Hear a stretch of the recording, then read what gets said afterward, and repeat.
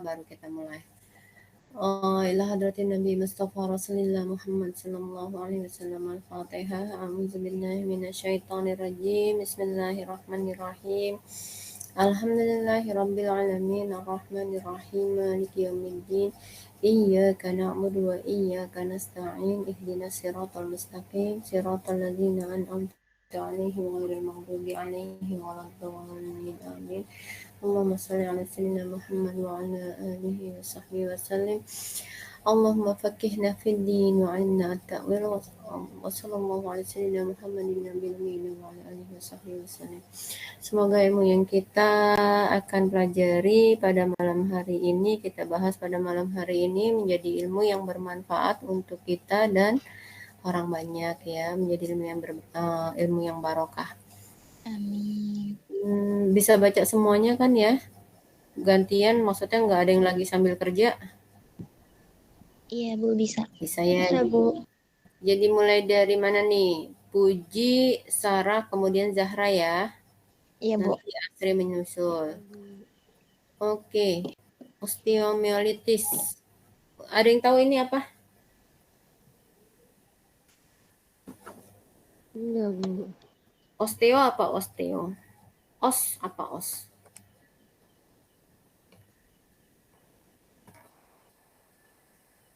Os itu artinya tulang dalam bahasa medis. Os itu tulang.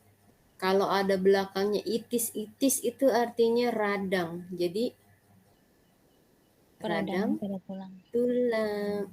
Oke. Puji, mulai. Definisi osteomyelitis. Osteomyelitis adalah infeksi tulang yang umumnya terjadi akibat penyebaran infeksi bakteri baik yang berasal dari area tubuh lain maupun dari tulang itu sendiri. Osteomyelitis harus segera ditangani karena dapat menimbulkan sejumlah komplikasi serius. Tulang yang sehat dan utuh umumnya sulit terserang infeksi. Meskipun demikian, infeksi berisiko terjadi di tulang akibat luka terbuka yang luas, patah tulang terbuka, atau luka tusuk yang dalam. Osteomyelitis bisa dialami oleh semua orang. Pada anak-anak, penyakit ini biasanya terjadi di tulang panjang, seperti tungkai atau lengan. Sedangkan pada orang dewasa, osteomyelitis umumnya menyerang tulang pinggul, tungkai atau tulang belakang. Osteomyelitis merupakan penyakit yang jarang terjadi, namun infeksi tulang ini dapat terjadi secara tiba-tiba dan bisa berkembang dalam jangka panjang. Jika tidak segera diobati, osteomyelitis dapat menyebabkan kerusakan permanen pada tulang.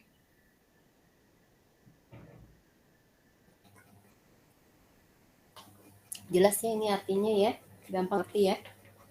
Jadi infeksi tulang itu jarang terjadi, tapi dia bisa juga terjadi pada semua kalangan ya. Jarang terjadinya karena apa? Karena yang melapisi dari tulang itu banyak. Sebelum sampai ke tulang kan ada otot. Sebelum sampai otot itu ada lemak. Sebelum ada lemak itu ada lapisan kulit. Jadi berlapis-lapis. Makanya dibilang di sini jarang banget terjadi ya infeksi tulang. Umumnya kalau tidak disertai oleh luka yang terbuka ya. Nih gambarannya. Infeksi tulang. Jadi tulangnya itu kelihatan nggak nih agak membesar dia yang harusnya rata lurus. Kalau ibu bikin kursor kelihatan nggak sih? Kelihatan Bu? Gerak-gerakannya? Kelihatan ya. Nah ini nih yang di huruf D nih dia ada pembengkakan, ini ada pembesaran, ini tulangnya nih infeksi. Ini yang huruf E ini ada agak kayak grepes gitu, sama sampingnya agak membengkak, ini juga infeksi tulang ya. Atau nih seperti di tulang, nih kayak tulang paha nih di sini nih. Dia bercak-bercak hitam gini nih. Ini juga infeksi. Harusnya kalau gambaran tulang itu putihnya putih utuh ya. Ini enggak. Berarti dia enggak padat ininya. Bentuknya enggak padat. Jadinya dia ini ada infeksi. Oke. Mana lagi yang bisa dimengerti? Nih bentuk tulangnya nih. Dia agak menonjol ya. Namanya infeksi kan apa ciri-cirinya infeksi? Tumor, dolor, kalor, rubor, punsio, paisa ya. Kelihatan deh, bengkak aja. Udah berarti infeksi nih dia. Tapi kalau ada panas ya infeksi. Kalau bengkak doang belum ada panas, nggak ada panas, nggak ada peningkatan suhu tubuh berarti bukan infeksi. Misalnya kejedot doang belum tentu infeksi ya. Next. Etiologi. Penyebab utama osteomyelitis adalah bakteri Staphylococcus aureus. Bakteri ini dapat ditemukan di kulit atau hidung dan umumnya tidak menimbulkan masalah kesehatan.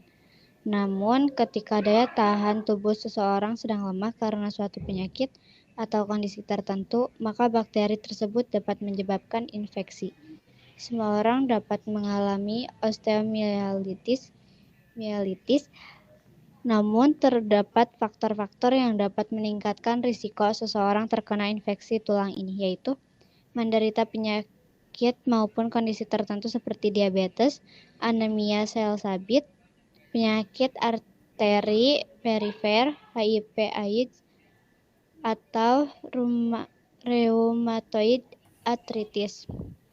Sedang menjalani kemoterapi atau hemodialisa atau cuci darah, memiliki riwayat cedera atau luka misalnya patah tulang, pernah menderita osteomyelitis, pernah menjalani operasi tulang, memiliki prostesis atau alat bantu yang terpasang di tubuh seperti panggul buatan atau pen untuk patah tulang, menderita kecanduan alkohol, dan mengonsumsi kortikosteroid dalam waktu yang lama.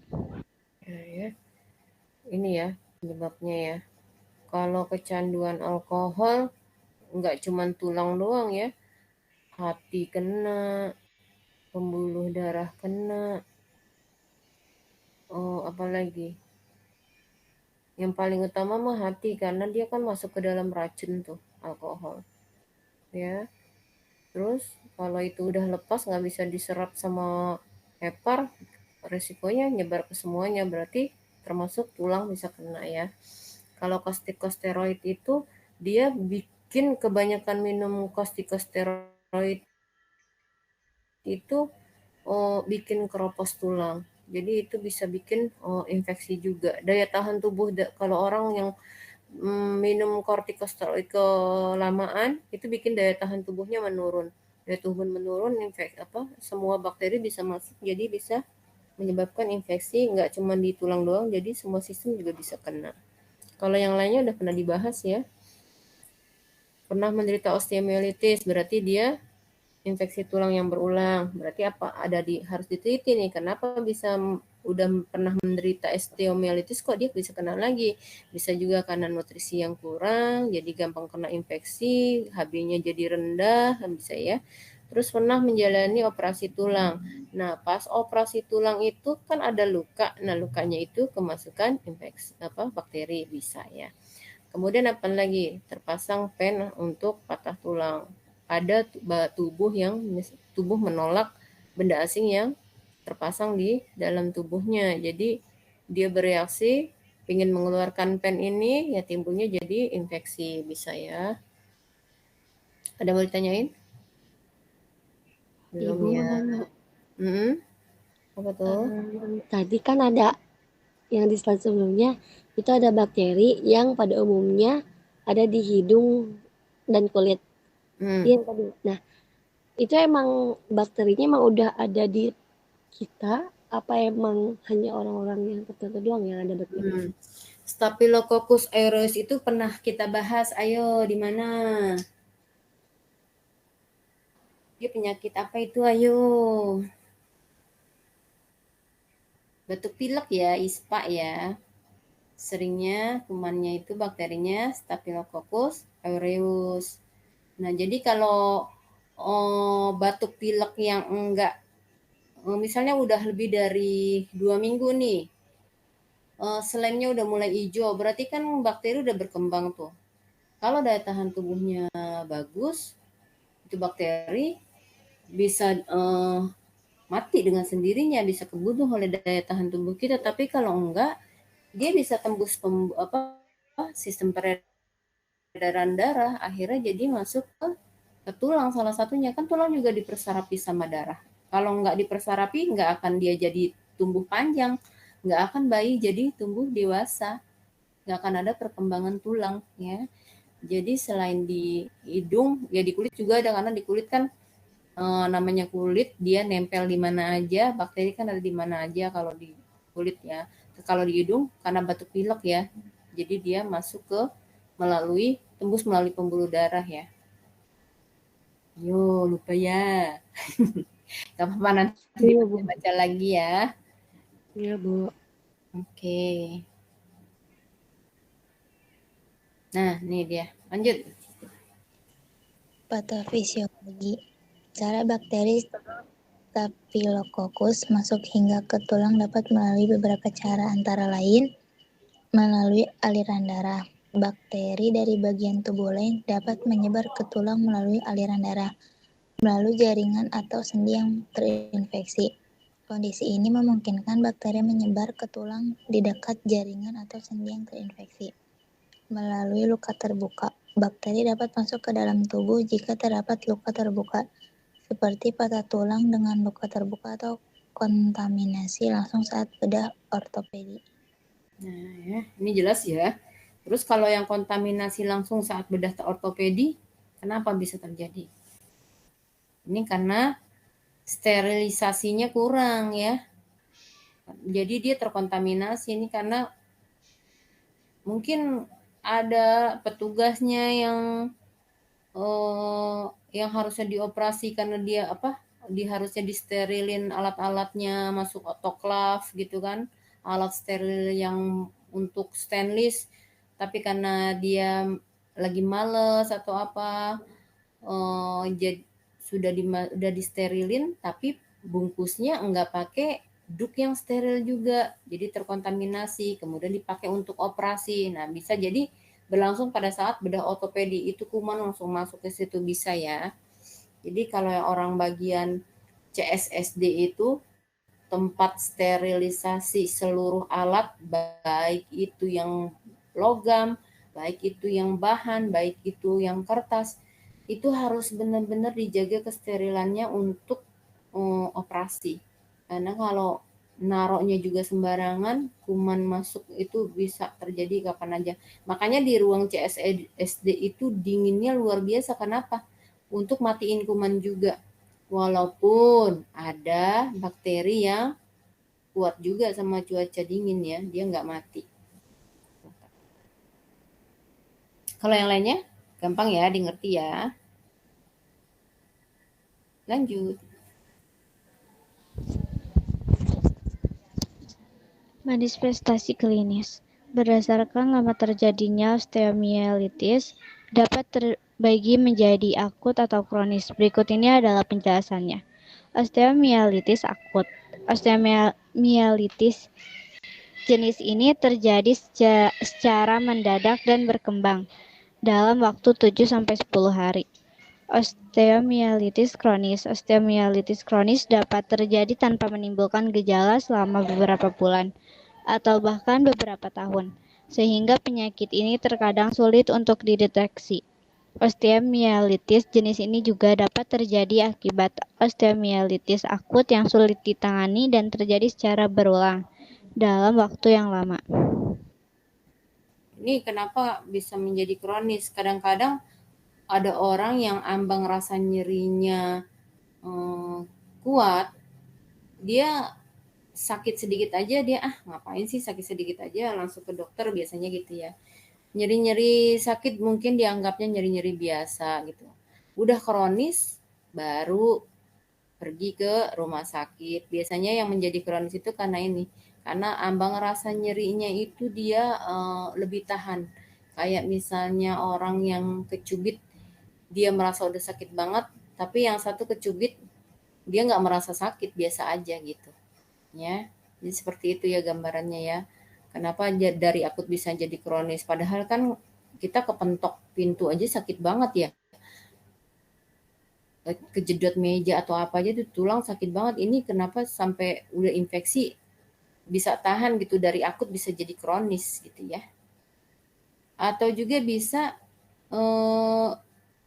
dia udah diobatin tapi karena obatnya enggak pas dengan penyebabnya, jadi berubah menjadi ke kronis ya. Obatnya mungkin resisten atau enggak pada orang tua misalnya. Dia itu gizinya kurang, jadi yang harusnya cuman 7 sampai 10 hari udah sembuh, karena udah tua, pembuluh darahnya juga udah kurang bagus untuk aliran penyaluran nutrisi ke tempat yang luka. Jadi penyembuhannya jadi lama, yang harusnya cuman akut aja jadi menjadi kronis, bisa sampai beberapa hari bahkan bisa sampai berbulan-bulan ya biasanya kalau untuk orang tua. Lanjut. Anak-anak yang menderita osteomyelitis umumnya mengalami jenis akut. Sementara itu orang dewasa bisa mengalami osteomyelitis akut maupun kronis. Sedangkan penderita diabetes, HIV/AIDS atau penyakit pembuluh darah cenderung mengalami osteomyelitis yang berulang dan berkepanjangan. Satu, kemunculan gejala osteomyelitis akut atau kronis akan tampak sangat mirip. Di antaranya, satu, nyeri di lokasi infeksi, dua, bengkak dan kemerahan di area infeksi, tiga, kaku dan keterbatasan gerak di area yang terinfeksi, lima, keluarannya cairan nanah dari area infeksi, enam, demam dan menggigil, tujuh, mual dan muntah, delapan, hilang nafsu makan, sembilan, berat badan menurun, 10, nyeri di bagian punggung bawah, 11, rasa lelah dan lemas tanpa sebab, dan yang terakhir perasaan gelisah atau tidak enak badan. Nah, dari sini diagnosa keperawatan apa yang bisa muncul? Hayo tebak-tebakan. Ayo Zahra, apa nih yang kira-kira muncul?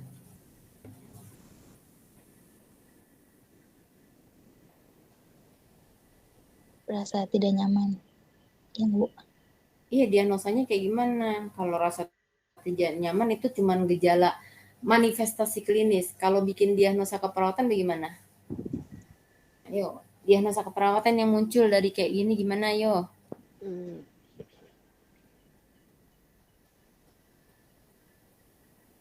Nih, setiap penyakit kita bikin diagnosa, ayo. Gampang banget. Gangguan rasa nyaman, nyeri berhubungan dengan proses infeksi. Apalagi?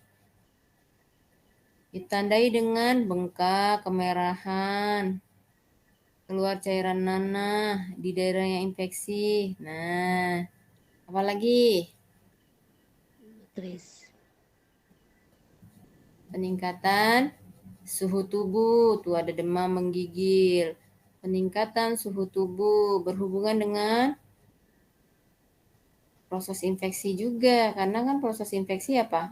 Ada demam, ada kemerahan, ada nyeri, ya kan? Terus apa lagi nih? Ayo. Nah, pas tuh ada 3 lagi. Satu-satu ayo Puji. Sarah. Mual dan Ayo.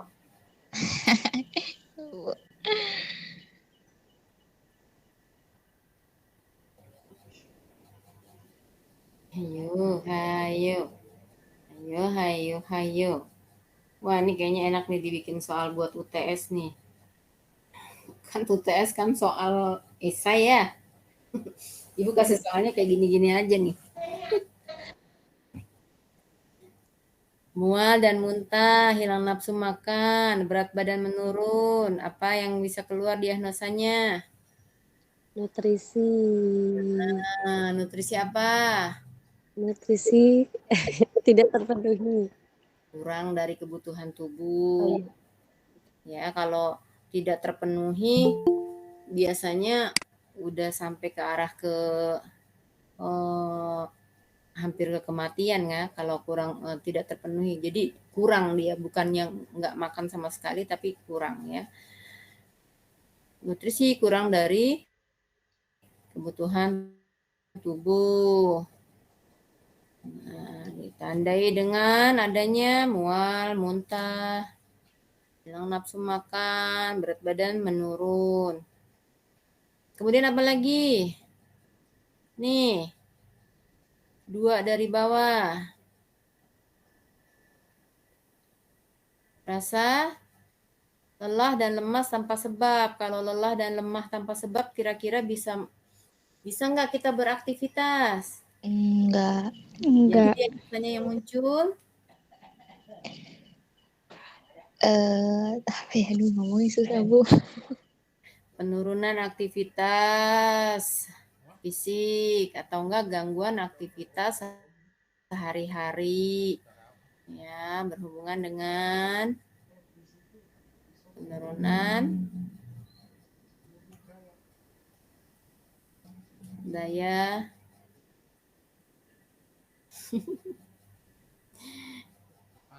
berhubungan dengan penurunan kekuatan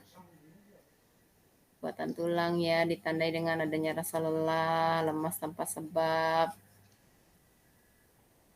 Kalau perasaan gelisah masuk ke mana nih? Bisa gangguan rasa nyaman tidur, ya. Kalau gelisah kan nggak bisa tidur, ya. Bisa. Oke. Nanti kita tebak-tebakan lagi, ya. Lanjut. Selain itu, gejala osteomielitis pada tulang belakang adalah nyeri punggung yang memburuk ketika bergerak serta berlangsung dalam jangka lama atau kronis.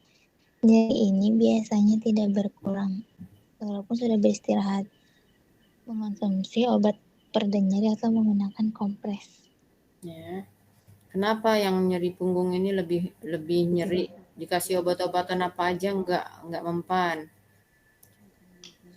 Karena kan dia tulangnya, kalau tulang belakang kan dia nggak utuh, ya. Kebayang kan tulang belakang? Karena dia tulang gerak, jadi dia kayak berkotak-kotak, tulang kecil, ya. Tulang-tulang kecil, ya, dia yang bersusun. Jadi kalau satu bergerak, yang lainnya akan ikut bergerak. Sakit. Susah dia untuk beristirahat. Gitu, ya. Apa sih namanya? Rasionalnya. Lanjut. Penata laksanaan. Pengobatan osteomielitis bertujuan untuk mengatasi infeksi dan Kita belum sih? Diagnosis belum, ya? Udah langsung ke situ, ya? Astagfirullahaladzim, maaf. Lanjut. Diagnosis.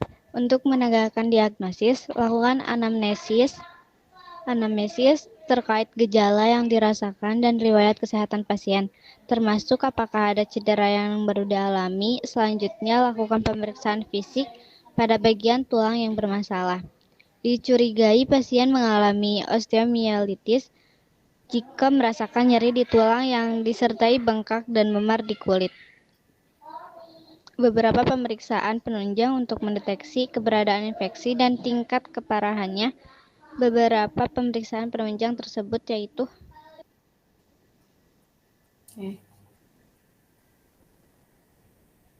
Lanjut. Siapa? Next. Lanjut, Bu. Lanjut. Tes darah. Tes darah lengkap dapat mendeteksi infeksi dengan melihat peningkatan kadar sel darah putih. Tes ini juga dapat mengidentifikasi jenis bakteri yang menyebabkan infeksi bila osteomielitis menyebar melalui darah. Selanjutnya itu pemindaian. Pemindaian bertujuan untuk mengetahui kerusakan pada tulang dan jaringan di sekitarnya akibat osteomielitis. Pemindaian bisa dilakukan dengan foto, rongsen, USG, atau CT scan, atau MRI yang dapat menampilkan kondisi tulang dan jaringan sekitarnya secara detail. Yang terakhir yaitu biopsi tulang. Pengambilan sampel cairan pada tulang dilakukan guna mengidentifikasi bakteri yang menyebabkan infeksi. Dengan mengetahui jenis bakteri, maka dokter dapat menentukan metode pengobatan yang akan diberikan. Ya, ini, ya. Biasanya tes darah Kalau untuk tahu bisa dilakukan kayak kultur darah ya. Nanti penyebab infeksinya itu apaan gitu ya. Terus pembinaan itu seperti ronsen, CT scan, MRI. Kemudian biopsi tulang yaitu biopsi tulang itu nah infeksi apa namanya penyebab dari infeksi tulangnya karena apa? Apakah dia ada kanker atau enggak? Kalau biasanya kalau sampai di biopsi itu curiga sampai ke kanker ya. Kalau sampai di biopsi. Kenapa sampai dilakukan biopsi? Biasanya kalau sudah dilakukan pengobatan dengan antibiotik yang biasa digunakan enggak sembuh-sembuh, nah dilakukan biopsi. Takutnya itu ke arah kanker tulang ya. Lanjut. Penata laksanaan. Pengobatan osteomielitis bertujuan untuk mengatasi infeksi dan mempertahankan fungsi normal dari tulang. Pengobatan dilakukan berdasarkan usia dan kondisi kesehatan pasien, tingkat keparahan penyakit, serta jenis osteomielitis yang dialami. Berikut ini adalah metode pengobatan osteomielitis. 1. Obat-obatan. Pengobatan utama pada osteomielitis adalah dengan pemberian antibiotik untuk mengendalikan infeksi. Pada awalnya antibiotik akan diberikan melalui infus dan dilanjutkan dengan bentuk tablet untuk dikonsumsi. Pengobatan dengan antibiotik umumnya dilakukan selama 4-6 minggu. Namun jika infeksinya lebih serius, antibiotik dapat diberikan selama lebih dari 12 bulan.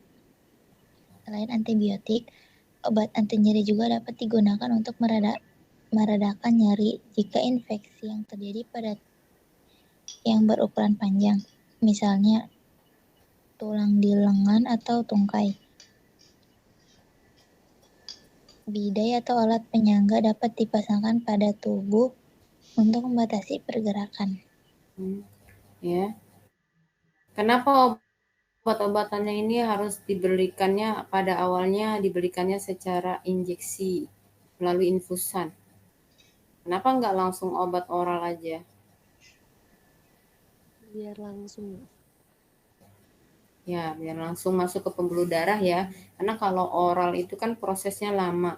Sementara tulang itu dia ada di lapisan yang keberapa itu ya. Nah, kalau melalui infusan itu lebih cepat kena, baru tinggal selanjutnya ke oral aja. Pernah juga Ibu kasih pemberian injeksi secara intramuskuler melalui intramuskuler pada pasien menderita TBC tulang ya. Jadi TBC-nya itu yang menyerang tulang. Jadi itu dia bisa sampai 12 bulan dia pinggulnya disuntikin terus. Coba kebayang nggak setiap hari. Sakit banget ya. Bersyukurlah kita semua kesehatan yang Allah kasih ke kita ya. Semakin kita bersyukur, Allah nggak mau ngasih kita penyakit-penyakit karena kita bersyukur sama kesehatan yang udah dikasih sama Allah ya. Terus selain kasih antibiotik di bidai, tahu nggak di bidai bagaimana? Nanti kita di praktur ada sih, Ibu kasih gambar bidai. Kayak tangan yang digendong, kayak pakai gendongan gitu tuh. Itu di bidai itu. Jadi biar nggak banyak bergerak. Pernah ngelihat anak kecil diinfus nggak? Iya, Bu. Tangannya dikasih alat bawahnya, kasih kayak yang keras-keras di bawahnya. Pernah ngelihat nggak? Iya, Anak Bu. pasang infus di bawahnya kayak ada papan kecil yang dikasihin kasa biar nggak sakit. Terus baru dipasang infus. Fungsinya apa? Biar dibatasi pergerakan yang ada daerah infusannya. Jadi biar nggak cepat bengkak. Nah, sama-sama kayak tulang ya. Di bidai itu seperti itu. Ya, kebayang ya? Iya, Bu. Lanjut.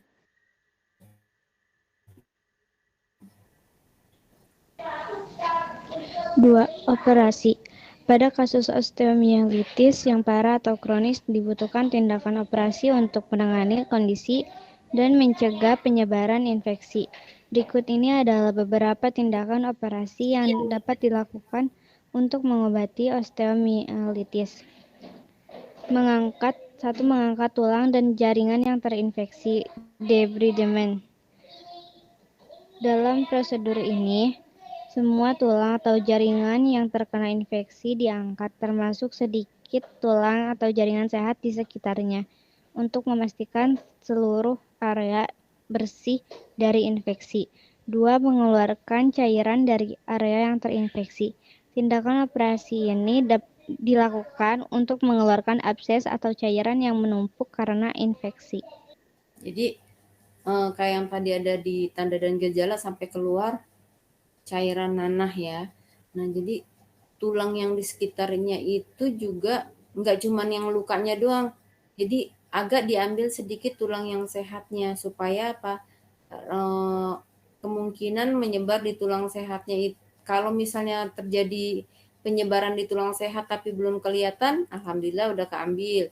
Tapi kalau misalnya emang dia nggak terinfeksi, ya untuk mencegah biar nggak sampai kena ke tulang yang sehat lebih luas lagi. Jadi memang diambil operasinya itu selain yang tulang terinfeksi, agak ditambah sedikit tulang sehatnya ikut dikenain ya, diambil. Kemudian dikeluarkan cairan-cairan yang terinfeksi. Kebayang ya ini ya, gampang ya.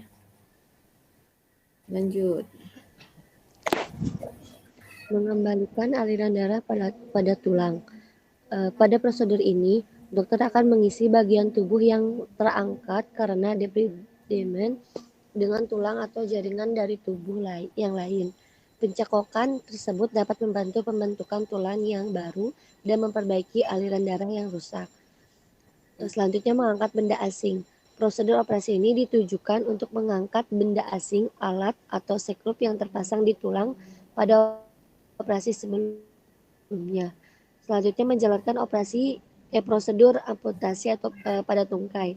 Amputasi tungkai dilakukan sebagai upaya terakhir untuk mencegah penyebaran infeksi.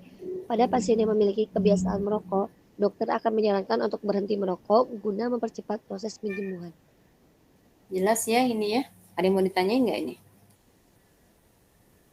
Ibu maksudnya pencakukan berarti dari tulang orang lain, apa dari tulang yang ada di dia sendiri? Bisa tulang orang lain atau bisa juga tulang yang ada di tubuh sendiri. Tapi biasanya sih diambil tulang tubuh sendiri ya kalau misalnya tulangnya itu cuma sedikit. Kalau tulangnya yang diperlukan banyak dan tidak ada donor, biasanya malah diamputasi aja karena takut menyebar.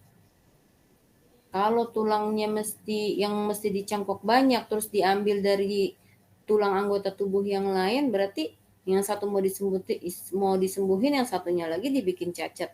Jadi nggak gitu. Kalau cuma tulangnya sedikit bisa diambil dari tulang yang lain ya. Tapi ibu juga nggak terlalu paham untuk tulang mana aja yang diambil ya, karena ibu nggak pernah praktek di bagian sistem sekolah skeletal nggak pernah kerja di situ gitu. Jadi cuman pas belajar aja model traksi yang fraktur aja. Untuk bagian operasinya nggak pernah tuh ada siswa yang masuk ke sana, ataupun selama ibu kerja juga nggak pernah ngelihat yang operasi seperti itu yang sebelumnya ya. Tapi kalau model pencakokan ya bisa dicangkok, diambil di bagian tubuh, cuman bagian tubuh yang lainnya ibu kurang paham ya. Kalau kulit kan bisa diambil dari bagian bawah pantat, pantat ngomongnya apa ya bahasa medisnya, bottom ya, itu mah bahasa Inggris. Bawah pantat aja deh ya, di bawah bottom itu kulit bagian situ bisa buat cangkok, cangkok di kulit di bagian yang luka, bisa diambil dari situ, atau dari bagian betis bisa diambil dari situ, atau bagian paha, pokoknya kulit-kulit yang lebar ya, terus juga yang areanya bisa terkena udara supaya penyembuhan prosesnya cepat. Kalau tulang ibu kurang paham mana yang mesti diambil. Biasanya kalau cuma sedikit dari bagian tubuh sendiri, kalau banyak, kalau ada donoran dari donor, kalau nggak ada, nah itu kemungkinan sih sepertinya diamputasi ya.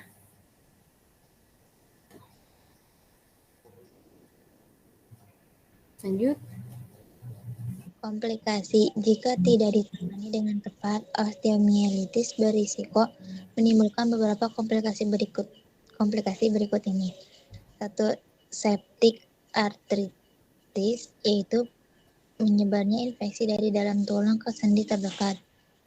Osteonekrosis, yaitu kematian tulang akibat terhalangnya sirkulasi darah di dalam tulang.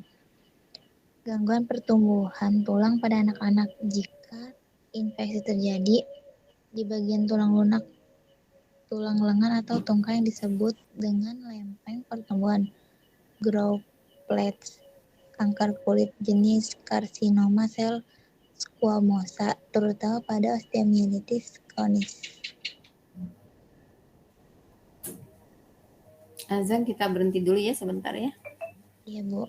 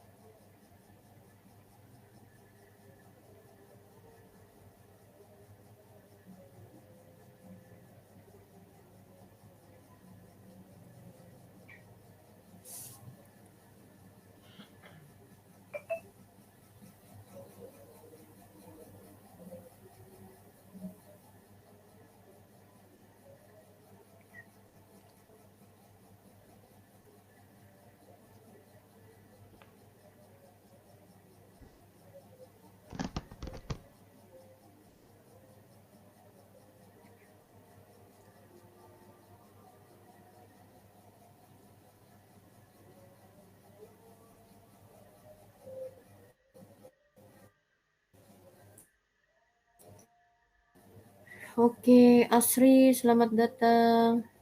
Di komplikasi ini ada yang mau ditanyain nggak?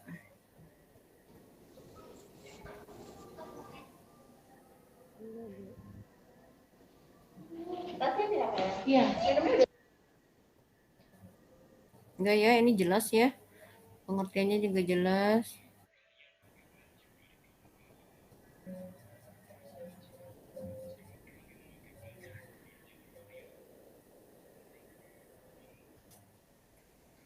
Yuk lanjut, siapa? Pencegahan. Cara terbaik mencegah osteomielitis adalah dengan menghindari faktor-faktor yang dapat memicu terjadinya penyakit ini. Berikut ini adalah beberapa upaya yang dapat dilakukan untuk menghindari faktor-faktor tersebut. Jika mengalami luka, segera bersihkan luka tersebut dan tutup dengan perban steril. Jika mengalami luka yang cukup parah, temui dokter untuk mendapatkan penanganan yang tepat. Jika menderita penyakit yang beresiko menimbulkan osteomielitis seperti diabetes, lakukan kontrol ke dokter secara rutin. Terapkan pola makan dan gaya hidup yang sehat. Selalu jaga kebersihan tangan dengan rajin mencuci tangan. Hindari kebiasaan merokok yang dapat memicu penyakit pembuluh darah. Lakukan vaksinasi secara berkala sesuai jadwal yang dianjurkan dokter. Taati rambu lalu lintas dan gunakan alat pengaman ketika berkendara. Gunakan alas kaki yang tepat serta gunakan alat pelindung diri saat berolahraga. Segera periksakan diri ke dokter jika mengalami tanda awal infeksi, seperti nyeri dan demam. Oke, ada yang mau ditanyain? Insya Allah enggak, Bu. Insya Allah enggak ya. Lakukan vaksinasi secara berkala. Vaksinasi apa ini yang berhubungan dengan tulang? Ada yang tahu nggak?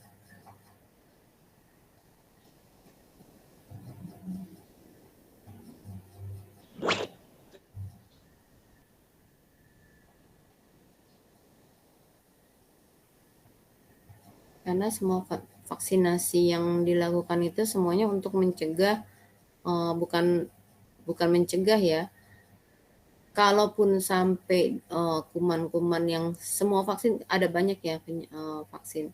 Ada vaksin tipoid, vaksin DPT, ada vaksin polio, ada vaksin influenza. Itu kan semua untuk menangkal penyakit-penyakit tersebut yang bisa menyebabkan infeksi di mana aja ya. Nah, vaksinasi secara berkala tadi sesuai dengan penyebabnya. Penyebabnya apa tadi? Staphylococcus aureus ya. Dia ada di vaksin influenza.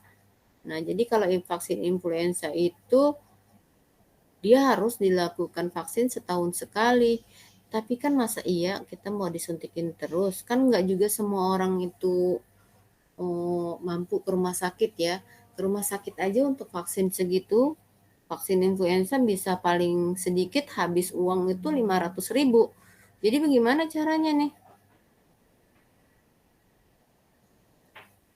Ya yang itu ya, pola makannya yang bagus, gaya hidup sehat.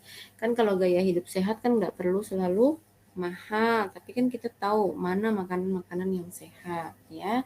Terus kalau ada yang sakit batuk pilek ya kita kayak sekarang nih, masker kemana-mana dipakai ya. Sebentar-bentar cuci tangan. Jadi nggak harus selalu vaksinasi ya, seperti jadwal vaksinasinya untuk virus influenza. Dia harus setahun sekali. Terus kenapa nih taati rambu lalu lintas dan gunakan alat pengaman ketika berkendara? Sebagai salah satu pencegahan osteomielitis. Apa hubungannya sama rambu lalu lintas? Kecelakaan. Hmm?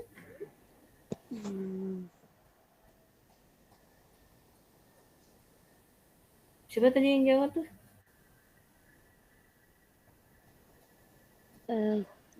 Kecelakaan enggak? Supaya tidak kecelakaan. Terus ya, karena kecelakaan bisa timbul luka terbuka. Biasanya paling enggak, kalaupun biasanya kalau kecelakaan itu kan paling sedikit dia ada lecet ya. Lecet itu kan berarti ada luka yang terbuka. Luka terbuka di area yang kotor, namanya jalanan itu kan kumannya banyak ya. Nah, resiko kena. Jadi makanya harus taati rambu lalu lintas. Terus kenapa harus gunakan alas kaki yang tepat? serta gunakan alat pelindung diri saat berolahraga. Kenapa harus pakai alas kaki yang tepat?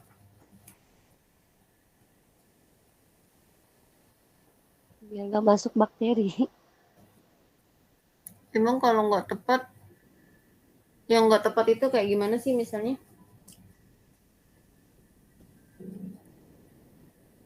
Ibu pinjam kaos kaki Zahra gitu ya. Iya. Ada lagi nggak yang lain?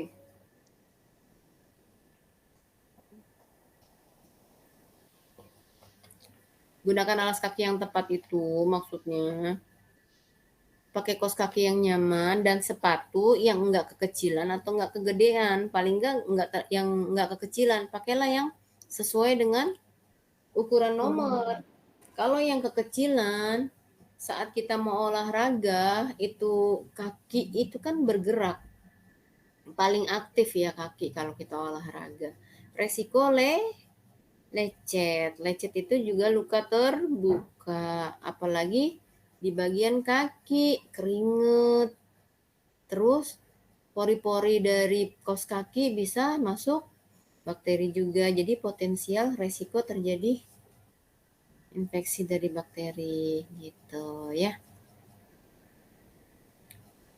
Oke, nah yang tadi nih, tadinya ibu ini kosongin nih. Mau kalian yang jawab. Ayo, tadi apaan? Diagnosa yang pertama.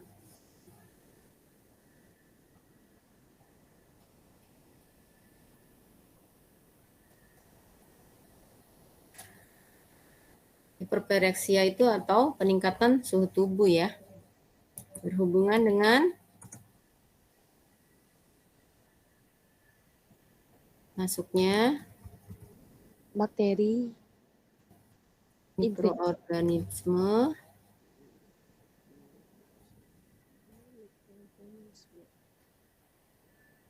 mikroorganisme. Terus gangguan rasa nyaman nyeri berhubungan dengan apa? Tadi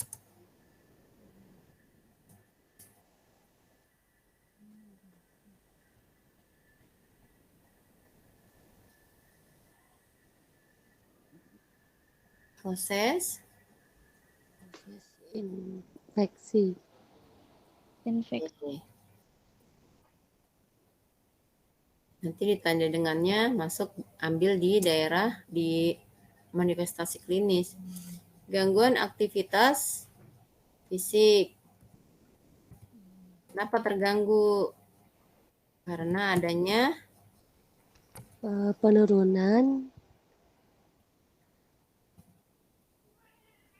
rasa nyeri pada tulang.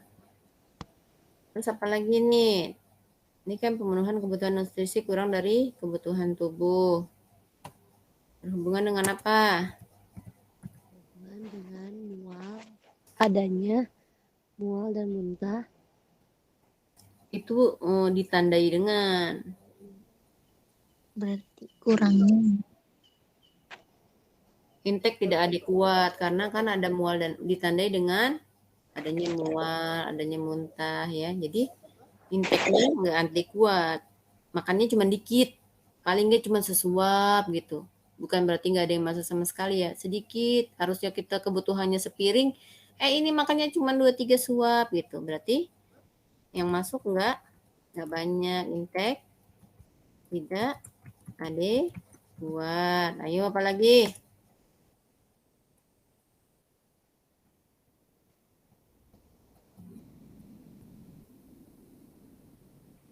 Gangguan? Kalau aktivitas fisiknya terganggu berarti kurang tidur. gangguan pemenuhan kebutuhan sehari-hari ya. Masuk nggak? Gangguan activity daily living. Itu artinya gangguan pemenuhan kebutuhan sehari-hari. Kebutuhan mandinya terganggu. Udahlah ya masuk ke aktivitas fisik aja ya. Apa tadi yang terakhir? Gangguan rasanya, gangguan pola tidur ya.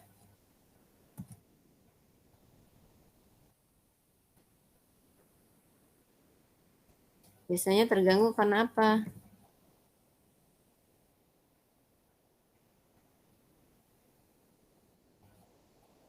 karena nyeri ya, biasa nyeri ya.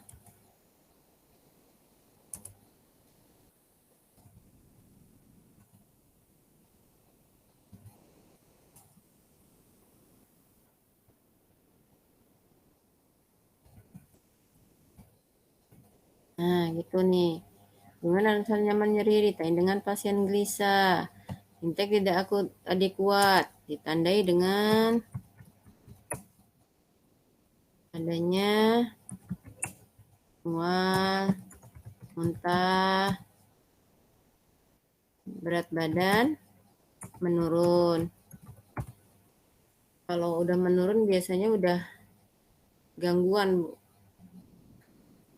Nggak kurang lagi, udah terganggu biasanya nih.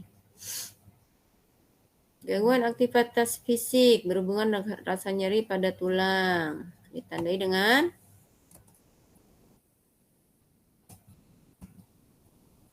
apa biasanya? Kita tahu pasien nyeri bagaimana?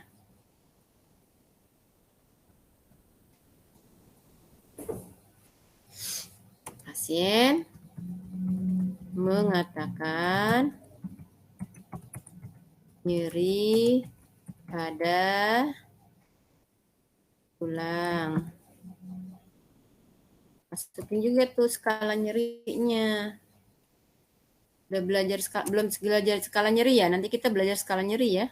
Skala nyeri berapa nih saat diagnosa nih skala nyeri biasanya harus ada nih kalau pasien-pasien dengan sakit. Skala nyerinya biasa kalau sakit banget itu 5 sampai 6. Bisa kalau tulang itu emang nyerinya nyeri hebat banget.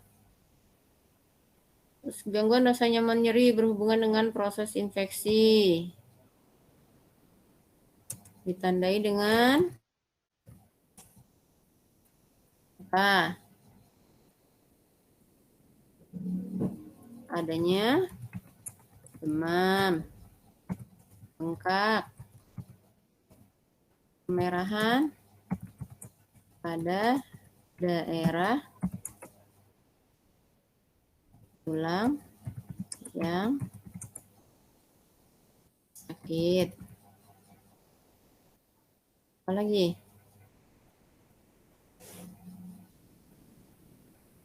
Bisa juga tambahin ya, pasien mengeluh nyeri. Bisa ya. Terus hiperpireksia berhubungan dengan masuknya mikroorganisme, ditandai dengan apa? Kita masukin di sini hasil laboratorium ya. Misalnya leukosit, kita tahu itu infeksi dari mana kalau kita nggak ngelihat leukositnya. Leukositnya meningkat misalnya. Ya. Berapa? Nilai normalnya itu leukosit 5.000 sampai 10.000 ya. Kalau di atas itu udah infeksi, tapi ada dokter yang masih toleransi, biasanya di atas 15.000 baru itu dibilang infeksi. Ya. Meningkat dalam kurung lebih dari 10.000, ambil yang rata-rata ya. Oke, jadi deh. Tadi kan Ibu ceritanya mau main tebak-tebakan, kenapa jadi Ibu yang ngisi sendiri juga? Ada yang ditanyain?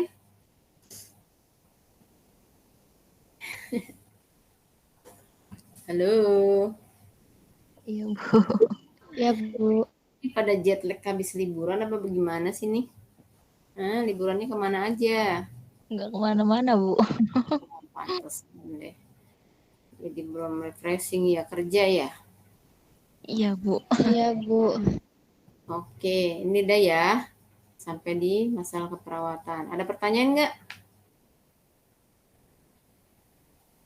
Kalau nggak ada, kita ke... Ini udah selesai. Kita ke yang selanjutnya. Nanti kalau ternyata WA juga nggak apa-apa ya. Iya, Bu. Asri, selamat datang, selamat bergabung. Iya, Bu.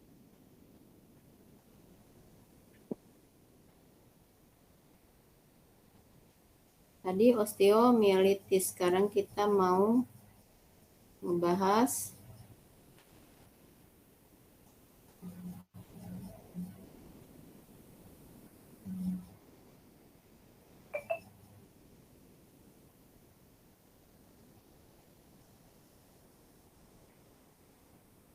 this one.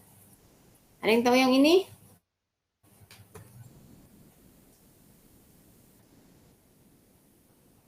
Apa itu? Osteoporosis.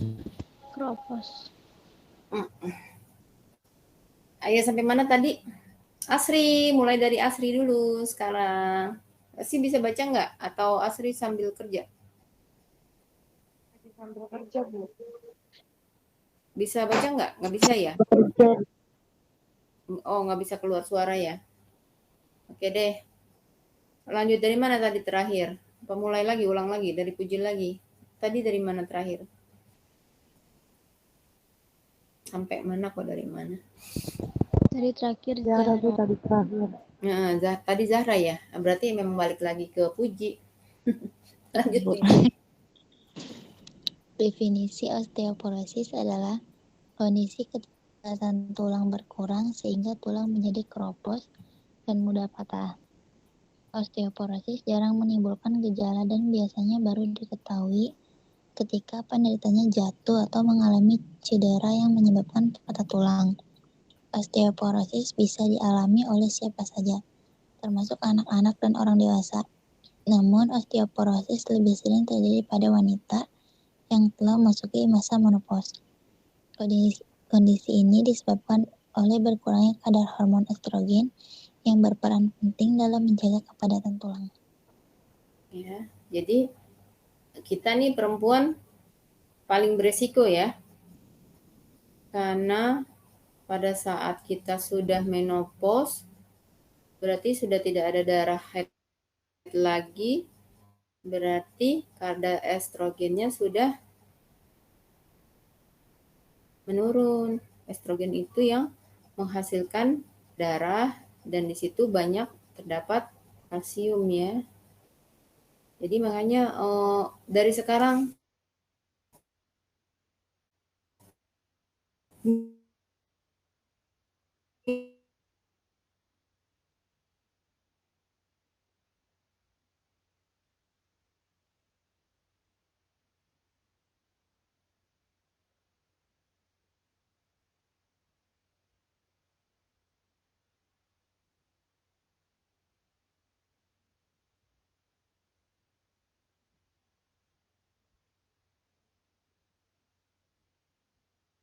pilih apa?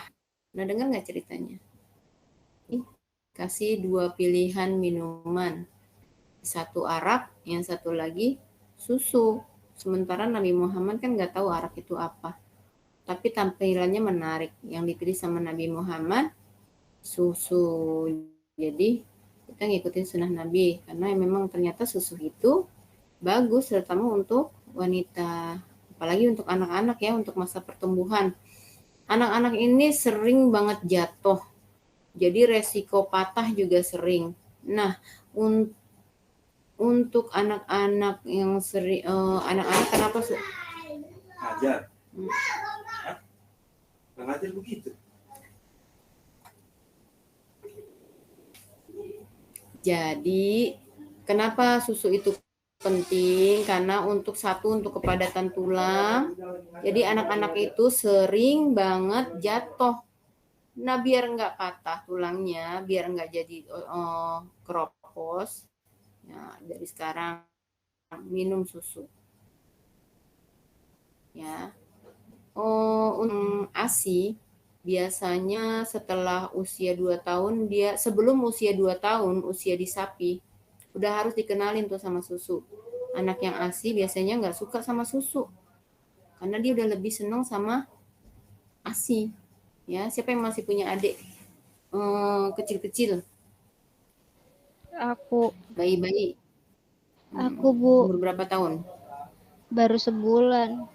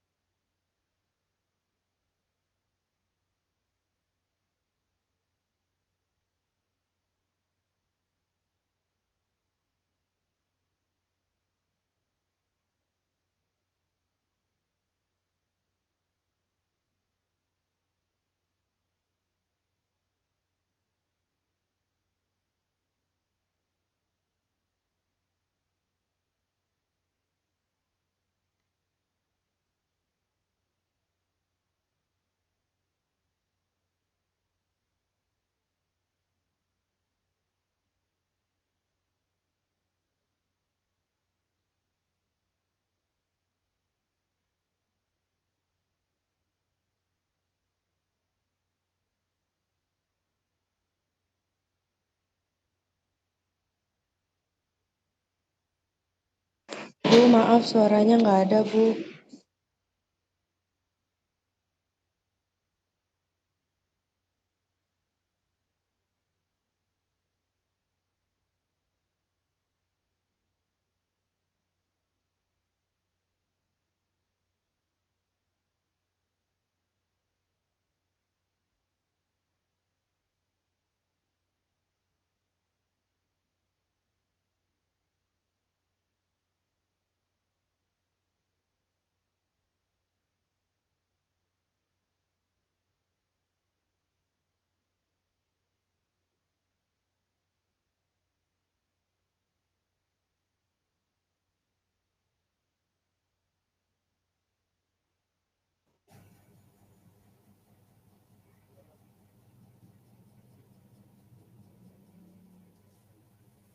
Maaf ya, wifi ibu keputus nih. Sinyalnya lagi hilang. Udah kedengeran lagi belum? Sudah, Bu. Udah, Bu. Oke. Giliran siapa ini? Zahra ya, Pak? Zahra ya? Sarah? Sarah. Saya Bu. Iya Sarah.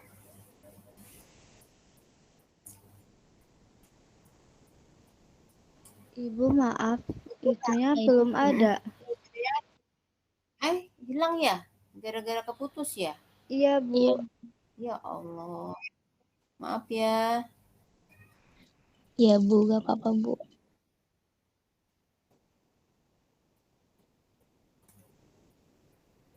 Osteoporosis. Udah kelihatan? Udah, Bu. Sudah, Bu. Oke, ini etiologi. Ya. Etiologi. Buka Osteoporosis etiologi. Ini udah ya? Udah, Bu. Aku baca. Ya, ayo. Etiologi Iya, osteoporosis disebabkan oleh menurunnya kemampuan tubuh dalam meregenerasi tulang sehingga kepadatan tulang berkurang. Penurunan kemampuan regenerasi ini biasanya akan dimulai saat seseorang memasuki usia 35 tahun. Selain faktor usia, ada beberapa faktor lain yang meningkatkan risiko terjadinya osteoporosis seperti kekurangan vitamin D, gangguan hormon, jarang berolahraga, konsumsi obat-obatan tertentu, serta kebiasaan merokok. Osteoporosis sering kali tidak menimbulkan gejala apapun. Kondisi ini biasanya baru diketahui saat seseorang mengalami cedera yang menyebabkan patah tulang.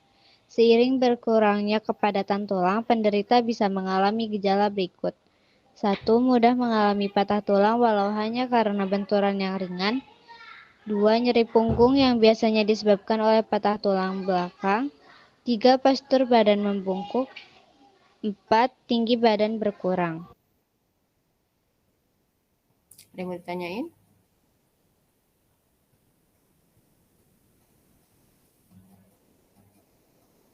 Nih, yang tinggi badan berkurang. Ini ada tetangga ibu, dia osteoporosis pada tulang belakang.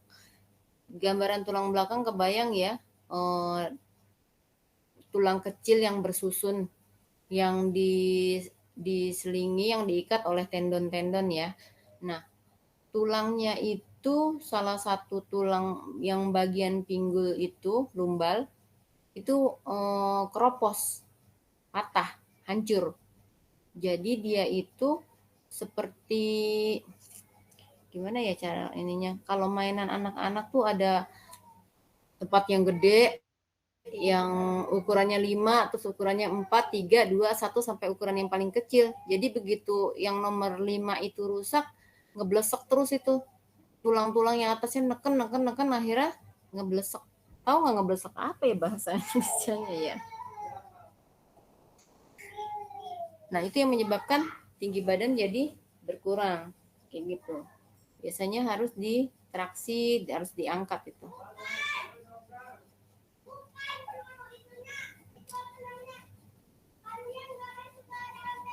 Ada yang mau ditanyain?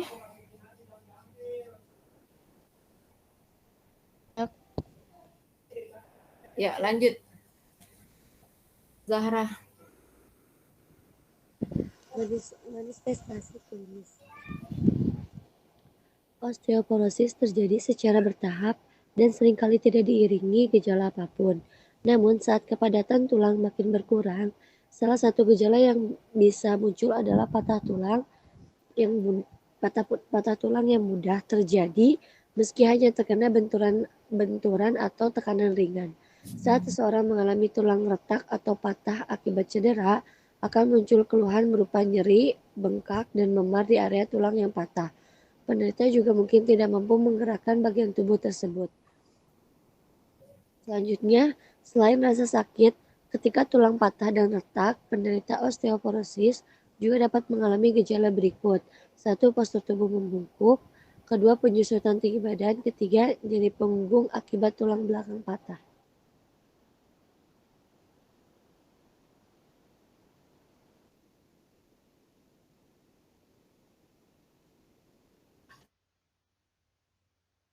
Kalau nggak ada, kita lanjut.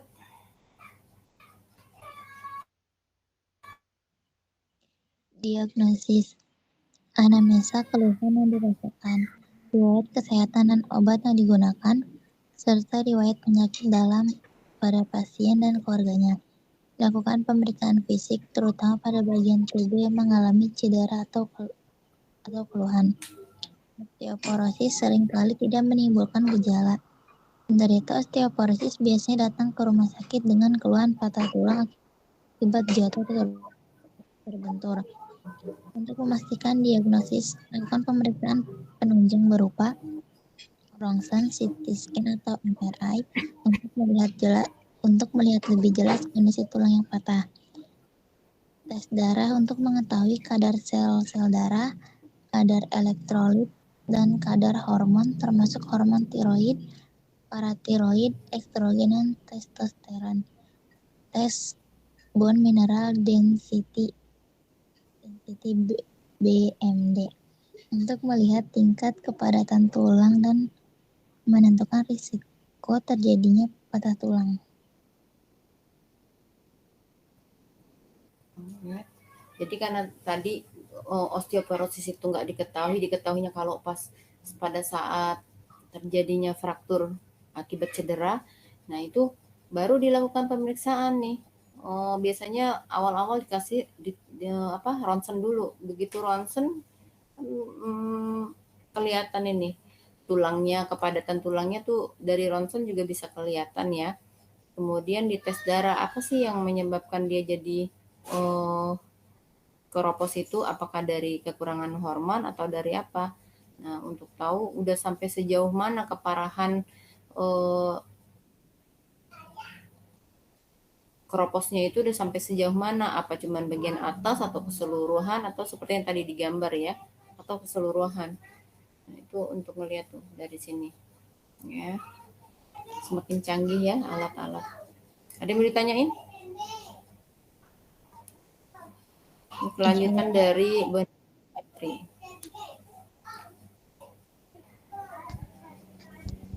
Tes BMD dilakukan dengan dual energy X-ray absorptiometry (DXA) atau dengan quantitative convoluted tomography (QCT).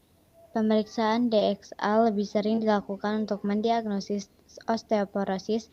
Adapun interpretasi dari hasil pemeriksaan ini adalah lebih dari -1 adalah normal, -1 sampai -2,5 kepadatan tulang rendah osteopenia.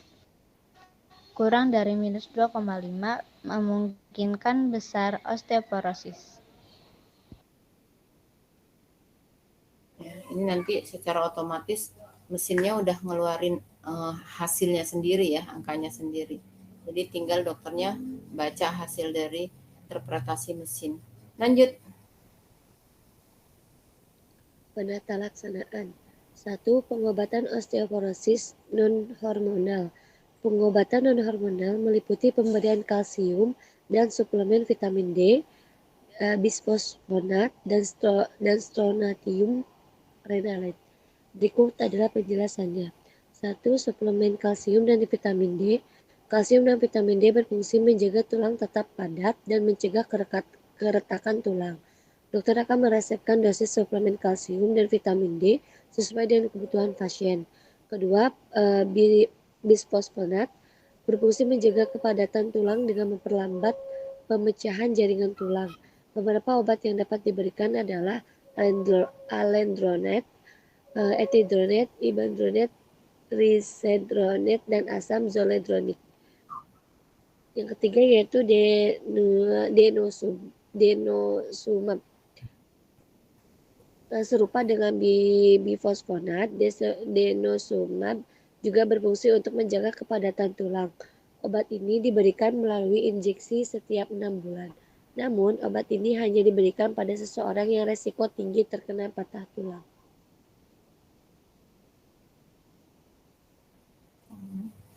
Oke, ini mah jalurnya dokter ya, obat-obatan ini.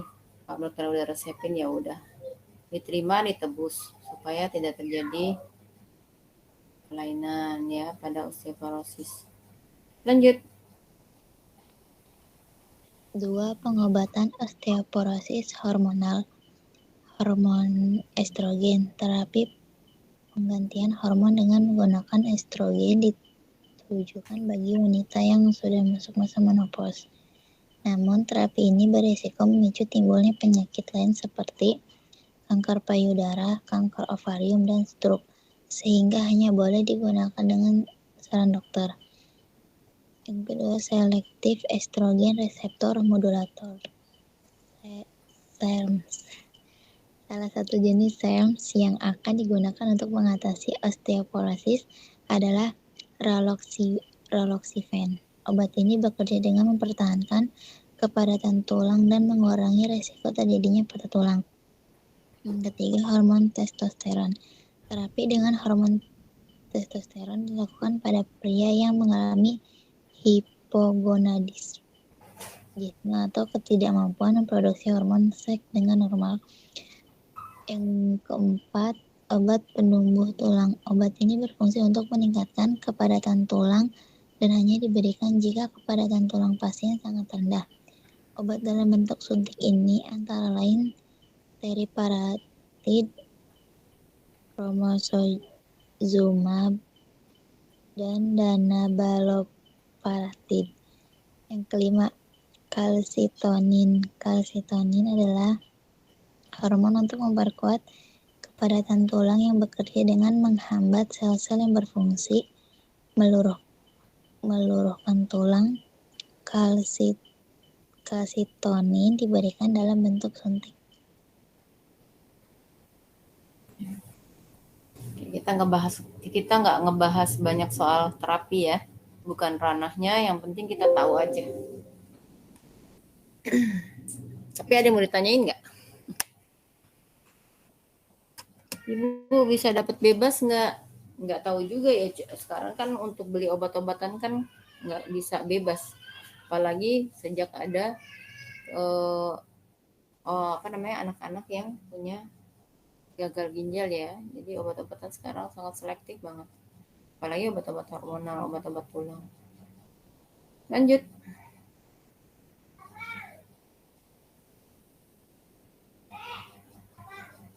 Sarah.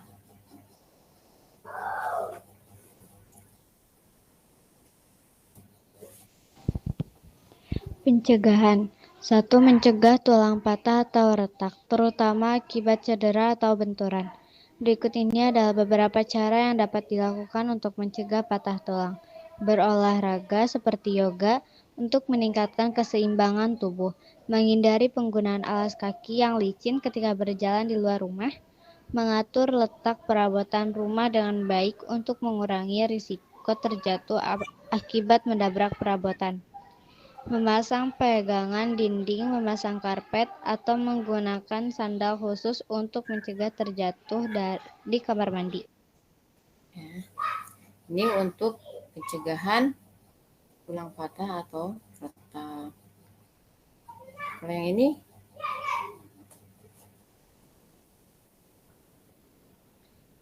Dua.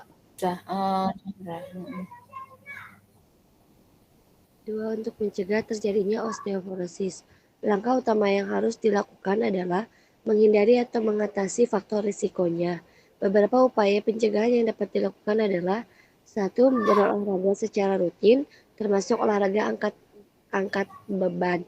Kedua, mengkonsumsi makanan tinggi kalsium dan vitamin D, atau mengkonsumsi suplemen bila perlu. Tiga, berhenti merokok. Yang keempat, berhenti mengkonsumsi minuman beralkohol. Kelima, tidak mengkonsumsi obat tanpa saran dokter, terutama obat kortikosteroid. Yang kedua, khusus pada wanita yang sudah menopause atau yang berusia lanjut, pencegahan bisa dilakukan dengan menjalani kontrol rutin ke dokter. Bila diperlukan, dokter juga dapat menyarankan terapi penggantian hormon untuk mencegah osteoporosis.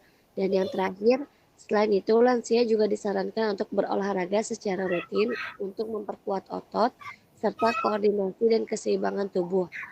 Beberapa jenis olahraga yang dapat dilakukan oleh lansia adalah berjalan, berenang, bersepeda, dan yoga.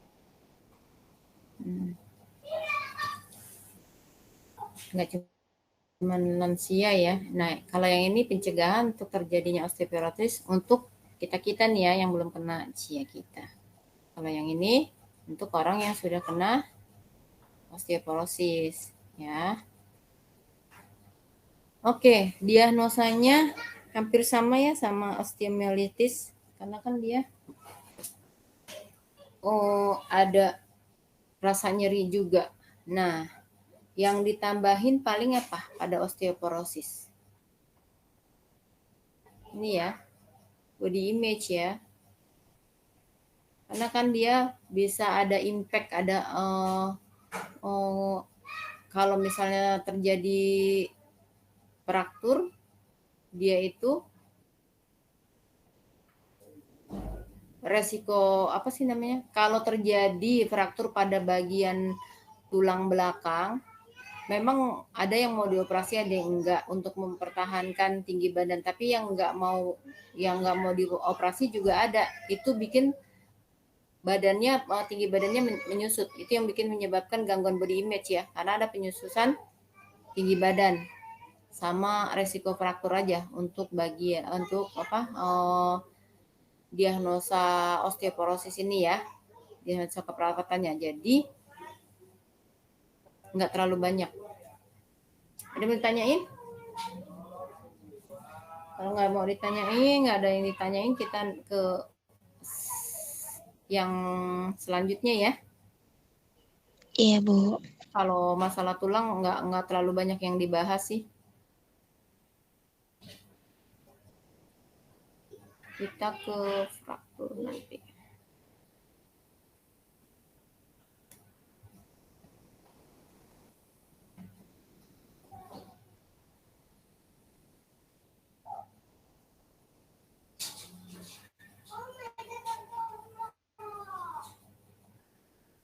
Oke, lanjut.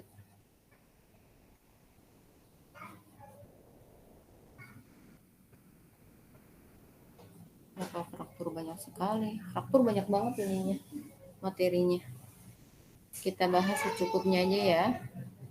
Yuk, lanjut. Definisi fraktur adalah patah tulang yang dapat berkisar dari retakan tipis hingga patah. Patah tulang bisa melintang, memanjang di beberapa tempat atau menjadi beberapa bagian. Biasanya patah tulang terjadi ketika tulang dipengaruhi oleh kekuatan atau tekanan lebih. Jika Anda menduga mengalami patah tulang, segera dapatkan bantuan medis. Fraktur adalah kondisi yang memiliki beberapa cara berbeda di mana tulang bisa patah. Misalnya, patah tulang yang tidak merusak jaringan di sekitarnya atau merobek kulit yang dikenal sebagai fraktur tertutup. Di sisi lain, salah satu yang merusak kulit di sekitarnya dan menembus kulit dikenal sebagai fraktur kompon atau fraktur terbuka. Fraktur kompon biasanya lebih serius daripada fraktur sederhana karena menurut definisi, patah tulang ini bisa menyebabkan terinfeksi. Oke, ada fraktur terbuka, ada fraktur tertutup. Intinya itu aja ya. biar enggak. Kalau fraktur tertutup, tulangnya masih pada kondisi yang semula. Tapi kalau fraktur terbuka, dia udah ada, bisa terlihat bagian dalam dari tulang ya. Lanjut.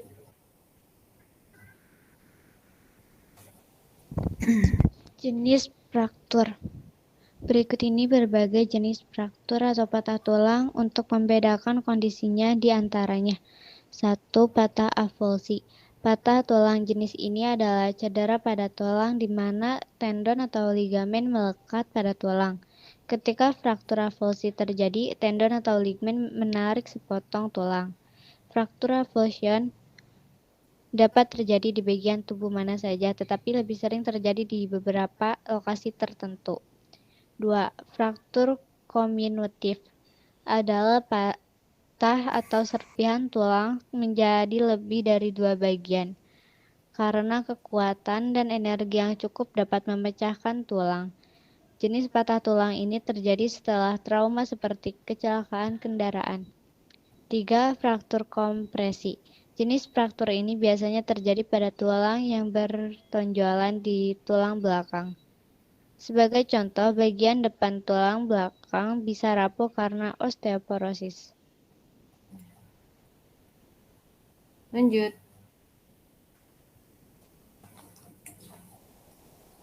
Fraktur dislokasi. Cedera parah di mana fraktur dan sendi terkilir terjadi secara bersamaan.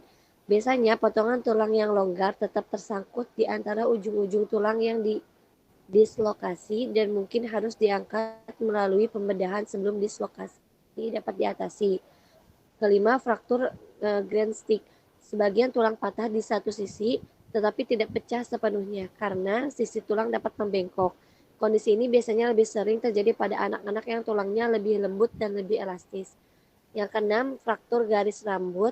Fraktur garis rambut atau juga disebut fraktur stres adalah retakan kecil atau memar parah di dalam tulang. Jenis fraktur ini paling sering terjadi pada atlet, terutama atlet olahraga yang mengharuskan lari dan lompat. Orang yang menderita osteoporosis juga dapat mengalami fraktur garis rambut. Jelas ya. Lanjut. Fraktur impaksi. Ini mirip dengan fraktur kompresi, namun fraktur ini terjadi dalam tulang yang sama. Ini merupakan fraktur tertutup terjadi ketika tekanan pada kedua ujung tulang menyebabkannya terbelah menjadi dua bagian yang saling tertahan. Jenis fraktur ini biasanya terjadi pada orang yang mengalami kecelakaan mobil dan jatuh. 8. Fraktur longitudinal. Jenis fraktur ini biasanya cukup panjang dan retakan sepanjang sumbu tulang. Karena fraktur ini selalu mengikuti sumbu tulang dan biasanya merupakan fraktur yang tidak bergeser. Fraktur dapat dibagi menjadi dua atau lebih garis fraktur. 9. Fraktur oblik adalah patah tulang yang relatif umum di mana tulang patah secara diagonal ke sumbu panjang tulang. Fraktur oblik bervariasi dalam tingkat keparahannya, tergantung pada tulang apa yang terpengaruh dan seberapa besar patahnya. Fraktur miring cenderung terjadi pada tulang yang lebih panjang, seperti tulang paha atau tibia. Oke. Kita baca dulu aja ya. Lanjut. 10. Fraktur patologis. Ketika penyakit atau kondisi yang mendasari telah melemahkan tulang, mengakibatkan fraktur atau patah tulang yang disebabkan oleh penyakit atau kondisi dasar yang melemahkan tulang. 11. Fraktur spiral. Fraktur spiral ini juga dikenal sebagai fraktur torsi, merupakan jenis fraktur lengkap. Fraktur ini terjadi karena gaya rotasi atau terpelintir. 12. Fraktur stres adalah patah kecil pada tulang, retakan tipis muncul karena tekanan yang berulang. Nah, Biasanya kayaknya udah ada fraktur stres ya. Ibu ulangin lagi ya.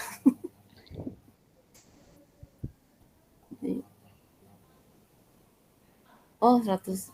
Kalau ini namanya fraktur garis rambut karena fraktur disebut juga dengan fraktur stres. Berarti udah ini.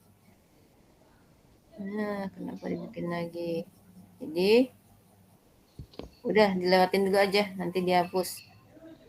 Lanjut. Siapa ini? Zahra ya? Zahra. Tadi Sarah kan ya? Iya Bu, tadi Sarah. Zahra. 13. Fraktur torus atau buckle. Tulang mengalami deformasi tetapi tidak retak. Lebih sering terjadi pada anak-anak. Fraktur tulang ini menyakitkan tetapi stabil. Ke-14. Fraktur transversal. Berikutnya adalah jenis spesifik dari fraktur di mana patah berada pada sudut yang tepat terhadap bidang panjang tulang. Fraktur transversal biasanya terjadi sebagai akibat dari gaya kuat yang diterapkan tegak lurus terhadap sumbu panjang tulang. Fraktur ini juga mungkin akibat dari fraktur stres di mana banyak istirahat mikroskopis terbentuk di tulang dari stres berulang, seperti berlari. Nah, ini ya. Contoh-contoh dari fraktur. Kelihatan nggak? Nanti bisa kalian lihat sendiri ya. Iya Bu. Kalau di sini mungkin gambarnya kecil ya di kalian ya. Nah, ini satu lagi. Ya, ini yang kompresi nih. Dari tulang belakang. Ini yang bikin menyusutnya tinggi badan ya. Karena dia kan yang bagian menyanggah badan. Kalau ini bisa disembuhin semuanya, bisa posisinya sepertinya. Ya, tapi kalau ini nggak bisa ya. Ini yang bikin badan jadi menyusut. Macam-macam fraktur. Lanjut. Etiologi. Semua dapat beresiko mengembangkan patah tulang jika tulang dipengaruhi dengan tekanan yang lebih besar atau kekuatan dari itu dapat mendukung. Gaya ini biasanya terjadi secara tiba-tiba atau sangat intens. Kekuatan menentukan tingkat keparahan fraktur. Beberapa penyebab umum patah tulang meliputi 1. Jatuh, 2. Benturan menyerang langsung ke tubuh Anda, 3. Peristiwa traumatis seperti kecelakaan mobil atau luka tembak, 4. Cedera karena olahraga, yang kelima osteoporosis. Ya, karena osteoporosis. Lanjut. Tadi etiologi ada yang mau ditanyain nggak? Gampang ya.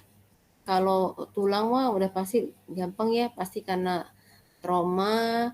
Kalau dari penyakit karena osteoporosis atau dari penyakit lain. Terus ya udah pasti kalau tulang yang kena kita nggak akan bisa ngapa-ngapain, akan bisa bau. Jangan dibikin jadi membosankan ya. Cuman karena kata-katanya banyak nih. Lanjut.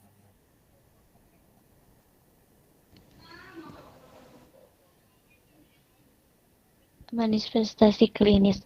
Sebagian besar patah tulang atau fraktur disertai dengan nyeri hebat ketika cedera awal terjadi.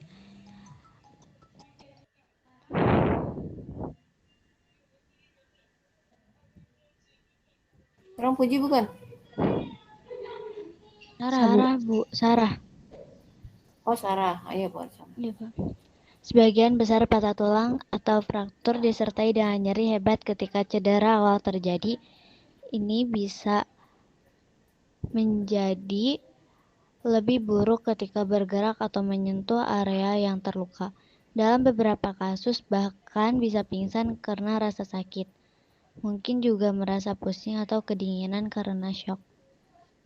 Tanda dan gejala fraktur potensial lainnya meliputi 1. Bunyi kertak ketika cedera terjadi, 2. Bengkak, kemerahan, dan memar di area yang terluka, 3. Kesulitan menopang berat badan dengan area luka, 4.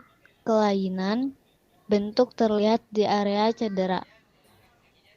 Angulation, area yang terkena mungkin tertekuk pada sudut yang tidak biasa. Jika fraktur terbuka, mungkin ada pendarahan dalam beberapa pendarahan. Dalam beberapa kasus, Anda mungkin melihat tulang yang patah menembus kulit Anda. Terlihat pucat dan perasaan sakit dan mual. Mualnya itu karena sakit yang lumayan parah, jadi bikin mual ya. Kayak ibu melahirkan, banyak itu yang mual-mual karena kontraksinya lumayan sakit. Jadi bukan karena karena mual emang mau mual gitu, bukan, tapi karena dari rasa sakitnya akhirnya jadi sampai timbul mual. Lanjut. Diagnosis atau penunjang medis. Melakukan pemeriksaan fisik, mengidentifikasi tanda dan gejala, dan membuat diagnosis. Pasien akan diwawancarai atau teman, saudara, atau dan saksi jika pasien tidak dapat berkomunikasi dengan baik tentang keadaan yang menyebabkan cedera atau yang mungkin menyebabkannya. Yang kedua, yang melakukan ronsen. Dalam beberapa kasus MRI atau CT scan juga dapat dilakukan. Ketiga, penyembuhan fraktur adalah proses alami. Dalam banyak kasus akan terjadi secara otomatis. Perawatan fraktur biasanya bertujuan untuk memastikan ada fungsi terbaik dari bagian yang terluka setelah penyembuhan. Oke, kita lanjut ya. Ada yang mau ditanyain nggak? Ibu, maksud dari fungsi terbaik itu gimana maksudnya? Fungsi mana? Yang fungsi terbaik dari bagian yang terluka setelah penyembuhan. Yang di akhir. Penyembuhan fraktur adalah proses alami. Dalam banyak kasus akan terjadi secara otomatis. Perawatan fraktur biasanya bertujuan untuk memastikan ada fungsi terbaik dari bagian yang terluka setelah penyembuhan. Nah, pernah dengar nggak? Pilihlah yang terbaik di antara yang jelek. Jadi dari semua yang jelek-jelek itu, yang paling bagus di antara yang jelek itu mana? Yang masih mendingan lah, yang masih bisa dipakai gitu.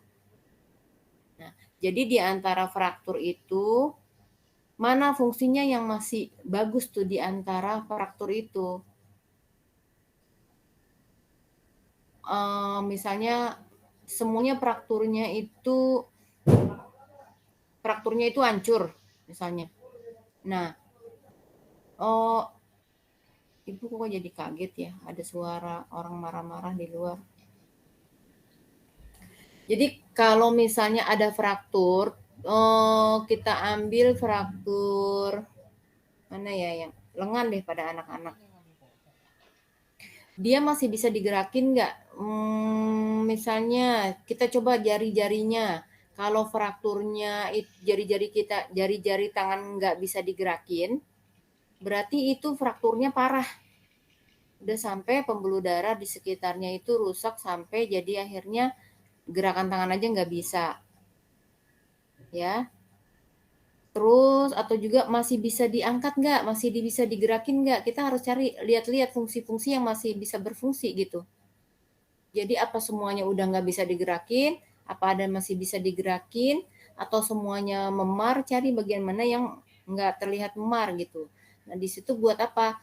Misalnya untuk pertolongan pertama apa harus dilakukan pembidaian gitu, bidai yang tadi Ibu udah kasih tahu ya, yang di situ ditaruh bawahnya itu untuk fiksasi sementara.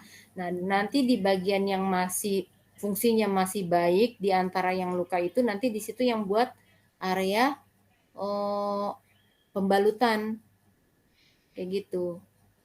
Jadi kalau udah semuanya udah rusak hancur kan nggak bisa dilakukan fiksasi. Tapi kalau udah bisa masih ada yang terbaik di situ yang untuk dilakukan fiksasi. Tujuannya sih untuk itu aja, untuk fiksasi pada saat pertama kali fraktur itu ditemukan gitu. Ngerti? Iya Bu, kasih Bu. Oke. Lanjut. Penata laksanaan. Jika Anda didiagnosis mengalami patah tulang, rencana perawatan akan tergantung pada jenis dan area pada tubuh. 1. Menstabilkan patahan tulang. Secara umum, dokter akan mencoba mengembalikan potongan tulang yang patah ke posisi semula dan menstabilkan tulang-tulang tersebut saat sembuh. Penting untuk menjaga potongan tulang yang rusak tidak bergerak sampai mereka sembuh. Selama proses penyembuhan, tulang baru akan terbentuk di sekitar tepi potongan yang patah. Jika tulang benar-benar selaras dan stabil, tulang baru pada akhirnya akan menghubungkan potongan-potongan. Ini sih nanti untuk akhirnya ini untuk ke proses penyembuhan ya, yang selama proses penyembuhan pada akhirnya kan menghubungkan potongan-potongan. Nanti ini kita bahas di bagian penyembuhan, ada di bagian akhir. Nah, ini salah satu untuk supaya enggak bergerak tangannya. Kalau di lengan biasa pada anak-anak ini nih pakai arm sling ya.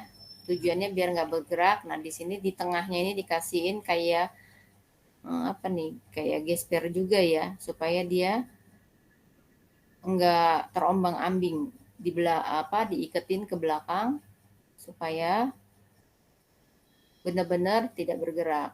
Nah, kalau yang sebelahnya nih, yang sebelah kanan gambarnya, ini zaman ibu masih SPK nih, pakai kayak ginian, dipakainya nih, pakai kain segitiga buat bikin arm sling. Sekarang udah nggak dipakai, semuanya udah ada model ya apa, udah ada yang sekali, yang udah langsung jadi. Tapi ini bisa kita pakai kalau kita punya hobi apa nih, hiking. Boleh nih bikin begini. Kan semua hobi-hobi yang di luar ruangan resiko fraktur pasti ada. Nah, ini buat ilmu pengetahuan kita nih, cara bikinnya ya. Biasanya ini dipelajari pada saat kalian belajar PPGD, belajar RJP, resusitasi jantung paru sama penanganan pertama pada kecelakaan. Ya, nanti kalian belajar semuanya kayak gini. Nggak tahu deh, tingkat yang lalu belajar nggak ya? Karena itu pasti harus punya sertifikat itu untuk masuk kerja. Nah, ini tadi ya penggunaan, ini kalau penggunaan gips sama katrol, nggak usah nanti kalian tinggal baca deh, lihat ininya aja nih. Ini gips. Jadi kalau udah difiksasi seperti ini sebelum ke dokter ya, biasanya pakai kayak gini. Kalau udah ke dokter, biar anak bisa tetap jalan atau orang tua bisa tetap jalan, nggak perlu pakai digendong-gendong, di gips. Ini juga udah difiksasi. Cuman tujuannya apa? Kalau di gips ini jari-jari harus bisa digerakin. Setelah digips, dokter akan pegang nih jari-jarinya. Ayo gerakin jari-jarinya, bisa digerakin. Nanti dipencet sama dokter jari-jarinya. Berasa nggak? Berasa. Oh, berarti nggak ada pembuluh darah yang tertekan. Berarti harus boleh dilanjutin. Awal-awal ini akan terasa memar karena kan dia pertama kali digips. Jadi semuanya awal-awal bengkak dulu. Nanti lama-kelamaan bengkaknya menyusut, dia akan nggak terasa sakit lagi. Kalau terasa sakitnya nggak teratasi atau bisa sampai ujung-ujung jarinya jadi kebiru-biruan, berarti kan aliran darahnya itu nggak benar, nggak lancar. Nah, biasanya dokter akan potong ini gipsnya dan akan pasang ulang. Nah, kalau yang ini traksi ya, yang frakturnya benar-benar parah nih. Terus ini ada juga pernah ada pasien yang pingin tinggi. Jadi tulangnya dipatahin, dipasang traksi, pasangin beban, terus pasangin tulangnya, di dalam tulang itu dipasangin besi-besi, nanti tulangnya akan tumbuh sendiri supaya jadi tinggi. Ada pasien yang kayak gitu, dia minta tinggi, dibikin tinggi 5 cm, jadi tulangnya dipatahin. Nanti biar pertumbuhan tulangnya nambah. Saking pinginnya tinggi ya. Udah ya, kita bersyukur aja ya, mau tinggi semana, yang dilihat tuh bukan tinggi, tapi kemampuan kita. bermanfaat, membuat diri kita berharga ya, bukan diri kita tinggi atau cantik atau apa ya. Anak-anak ibu nggak boleh ya nyari-nyari biar tinggi tinggi atau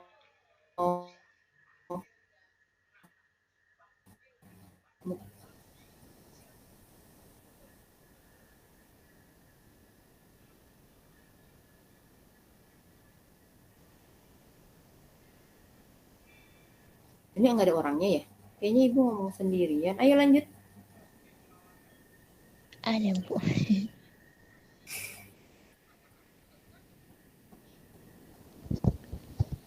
4. Pembedahan.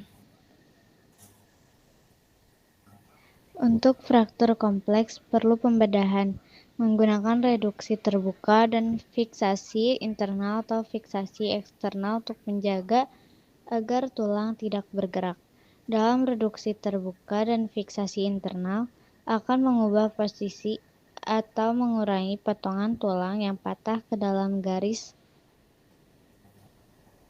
normal tulang, kemudian menghubungkan atau memperbaiki tulang yang patah. Cara ini dilakukan dengan menggunakan skrup pelat logam atau keduanya. Dalam beberapa kasus, mungkin memasukkan batang melalui pusat tulang Anda.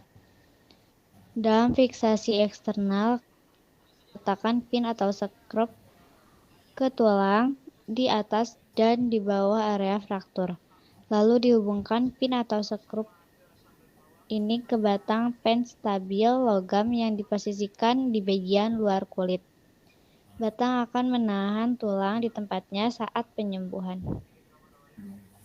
Ini ya yang tadi pembedahan, terus ditambah lagi pakai katrol yang bagian bawah ini ya.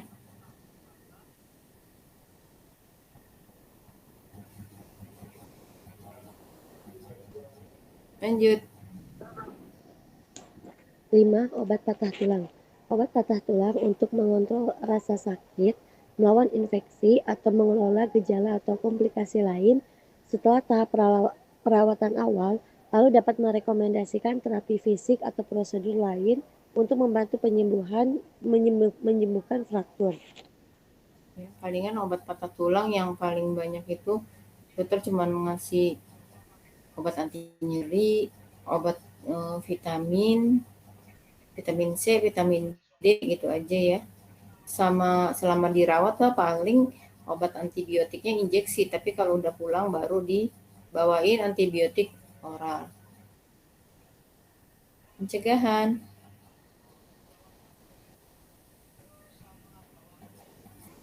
Lanjut. Habis Zahra siapa? Uji, Bu. Pencegahan. Berikut ini tips dalam mencegah fraktur atau patah tulang yang dapat diterapkan setiap hari. 1. Nutrisi dan sinar matahari. Tubuh pada dasarnya membutuhkan asupan kalsium yang cukup untuk kesehatan tulang. Sumber kalsium yang baik bisa didapatkan dari susu, yogurt, keju, dan sayuran berdaun hijau gelap. Tubuh juga membutuhkan vitamin D untuk menyerap kalsium. Mendapatkan vitamin D dengan berjemur di bawah sinar matahari. Disarankan di pagi hari. Makan telur dan ikan berminyak. Yang kedua, aktivitas fisik. Jika sering latihan menahan beban, semakin kuat pada tulang. Latihan yang membuat tulang kuat misalnya berlari, melompat, dan menari, atau latihan apapun itu yang dapat menguatkan tulang. Dengan begitu dapat mencegah patah tulang. Oke. Lanjut ya.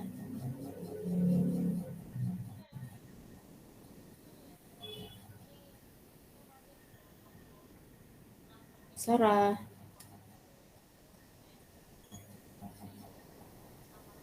Sarah, are you there? Ya, Bu. Lanjut. 3. Menopause. Estrogen adalah hormon yang mengatur kalsium pada wanita. Hormon ini akan berkurang selama menopause, yang membuat pengendalian kalsium jauh lebih sulit. Akibatnya, wanita harus sangat berhati-hati pada tulangnya selama dan setelah menopause. Tips berikut ini dapat membantu mengurangi risiko osteoporosis setelah menopause. 1. Jika kecanduan merokok, segera berhenti sama sekali. 2. Lakukan latihan beban singkat setiap minggu. 3. Hindari alkohol. 4. Sering berjemur di bawah sinar matahari. 5. Pastikan pola makan yang mengandung banyak kalsium. Bagi Anda yang kesulitan mengonsumsi makanan berkalsium, dokter mungkin menyarankan mengonsumsi suplemen kalsium. Ya, ada beberapa orang yang minum susu tinggi kalsium bisa bikin diare ya. Ada beberapa orang. Biar enggak diare gimana? Makan dulu baru minum susu. Ya, gitu. Lanjut. Proses penyembuhan tulang dan komplikasi.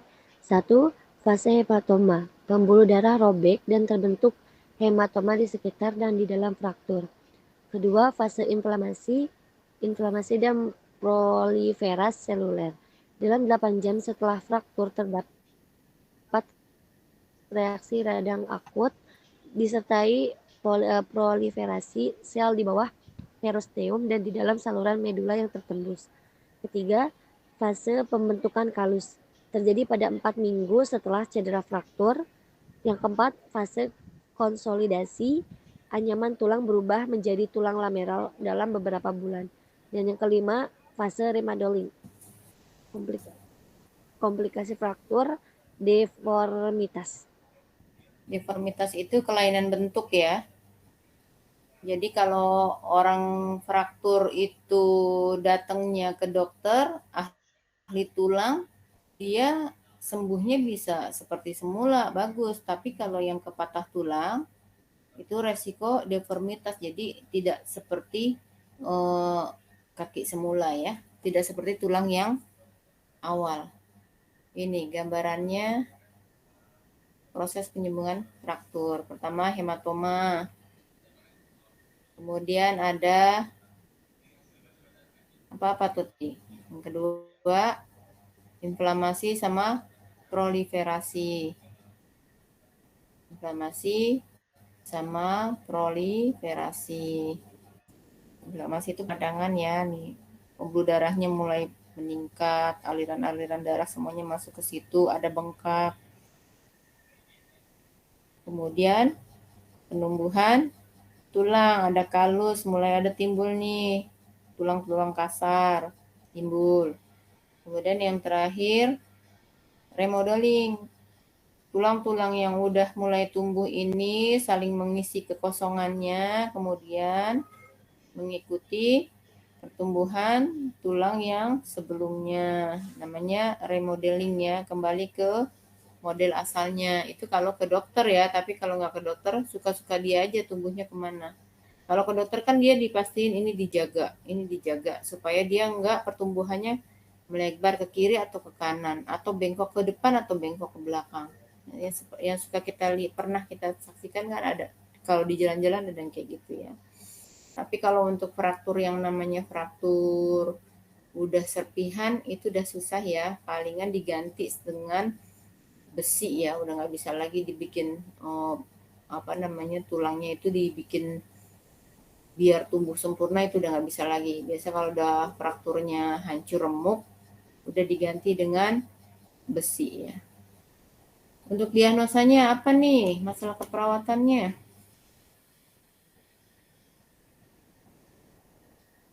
Ayo. Nyeri. Yang mana saya nyaman nyeri berhubungan dengan apa?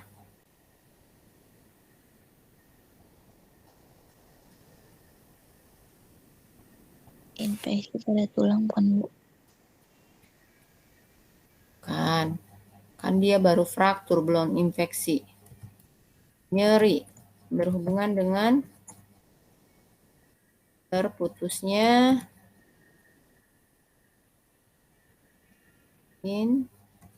kontinuitas jaringan. Yang kedua,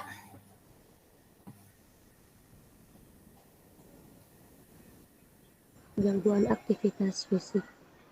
ya, gangguan aktivitas hubungan dengan imobilisasi ya. Dia nggak bergerak. Mobilisasi. Terus yang ketiga,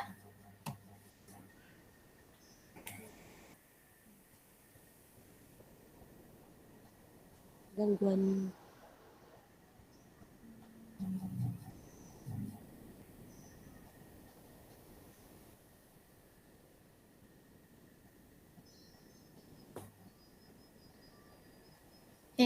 udah langsung terima kasih. Yo, tadi tanda dan gejalanya apa aja? Manifestasi kliniknya apa? Gak ada ya? Ada perasaan.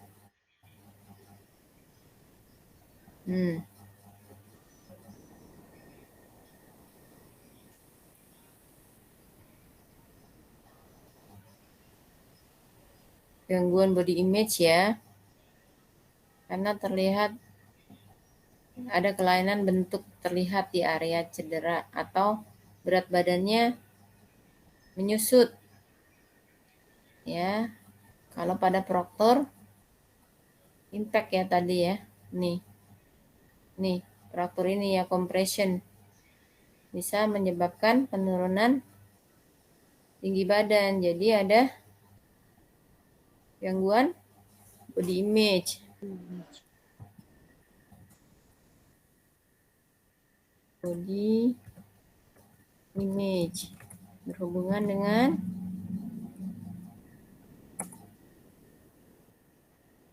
muscle compression ya.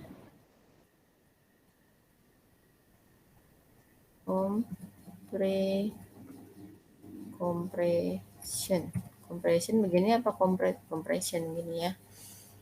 Terus apalagi?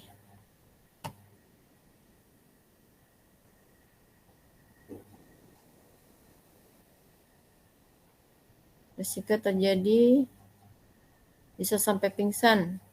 Berarti risiko terjadi shock neurogenik ya, saking nyerinya ya. Risiko terjadi shock neurogenik.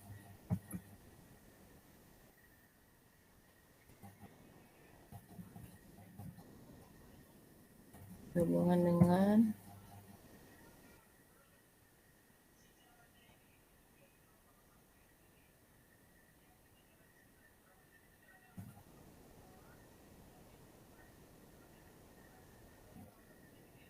nyeri, gampang nyeri.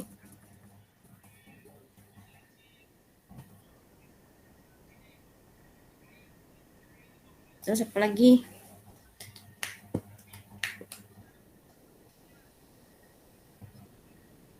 Udah ya. Udah selesai. Gak ada lagi.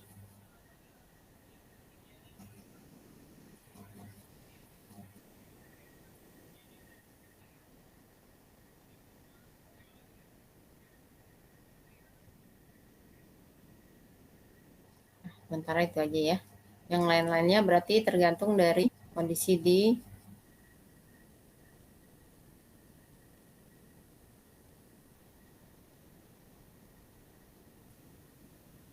lapangan ya. Saya materinya. Terima kasih atas attention-nya.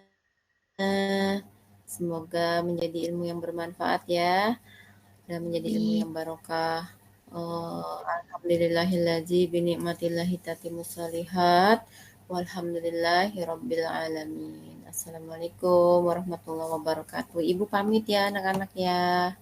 Waalaikumsalam warahmatullahi wabarakatuh. Terima kasih, Bu. Waalaikumsalam warahmatullahi wabarakatuh. Terima kasih, Bu. Sama.